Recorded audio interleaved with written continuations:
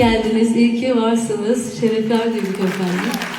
Sayın Halil İbrahim Aşkın Beyefendi'ye de bizi sizlerle buluşturduğu için sonsuz teşekkürler. Sağ olun, var olun.